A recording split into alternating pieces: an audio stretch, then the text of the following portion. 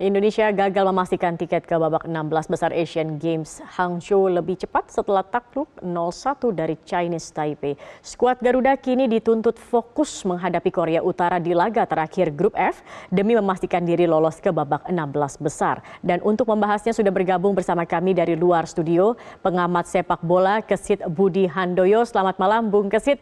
Bung Kesit, Indonesia tadi kalau kita melihat begitu ya mendominasi permainan, namun akhirnya harus kalah begitu, takluk 0-1. Dari evaluasi Anda, apa ini yang terjadi? Mengapa begini, Bung Kesit? Iya, selamat malam Mbak Zakia. Jadi kalau kita amati dari permainan Indonesia di pertandingan kedua menghadapi China Taipei ini memang betul tadi seperti apa yang disampaikan ya, agresif. Cuma miskin kreativitas ya. Kita tidak punya pemain yang mampu mengatur serangan ketika situasi yang dirasakan oleh tim Indonesia sepanjang pertandingan itu mengalami kebuntuan karena formasi dari lini pertahanan lawan China Taipei yang memang begitu kuat, begitu disiplin, tapi kita kemudian kecolongan hanya karena gara-gara kita sendiri yang di lini pertahanan tidak disiplin ya, karena terlalu asik menyerang.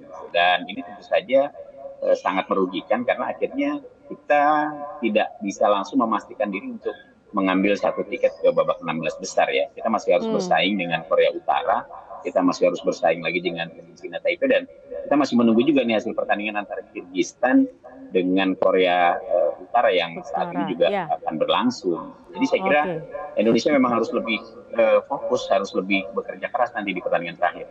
Oke, jadi sebenarnya agresif tetapi kurang kreativitas begitu ya, Bung Kesit. Bung Kesit, apakah kemudian faktor krisis pemain dan juga kelelahan usai menang dari Kirgistan ini juga berpengaruh pada performa pertandingan hari ini?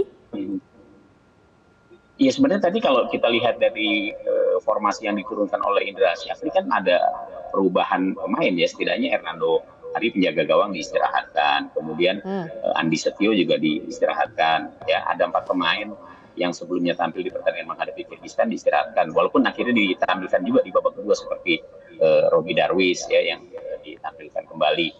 Dan ini memang situasinya menjadi menjadi tidak mengenakan buat Indonesia, karena kan diprediksi Indonesia akan lebih mudah menghadapi China Taipei ketimbang Kirgistan ya, tapi ternyata justru China Taipei yang mampu mengalahkan Indonesia di saat Indonesia mengalami kebuntuan dan tidak banyak improvisasi yang bisa dimainkan, yang bisa ditunjukkan pada saat menghadapi China Taipei. Ya. Oke, miskin inovasi. Miskin inovasi. Oke, kalau begitu Bung Kesit, apa yang harus dibenahi oleh Indra Syafri untuk melawan Korut di laga penentu untuk lolos ke 16 besar?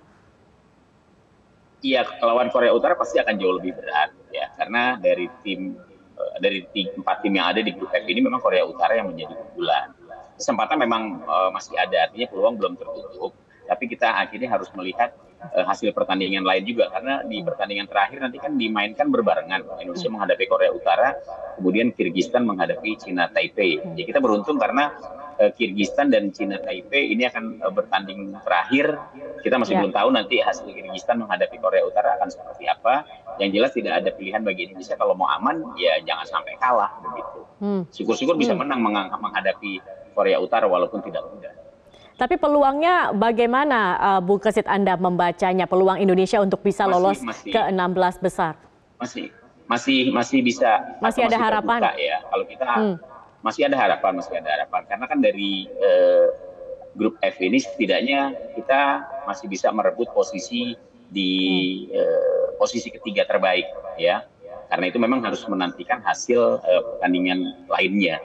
Dan situasinya memang menjadi tidak mengenakan. Kalau saja tadi imbang misalnya, itu akan lebih enak bagi Indonesia. Tapi karena kalah ya mau tidak mau di pertandingan terakhir harus habis-habisan.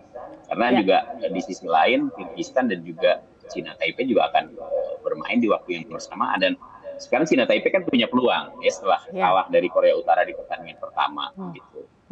Oke, jadi harus all out begitu ya untuk di pertandingan Iya, nanti harus all out, begitu. Nah, tidak ada pilihan lain ya di pertandingan tadi, oke, kecuali Bung all Kesit, out. kira-kira siapa ini pemain yang akan menentukan di laga melawan Korea Utara nanti? Apakah kemudian formasinya harus sama saat melawan Kirgistan kemarin?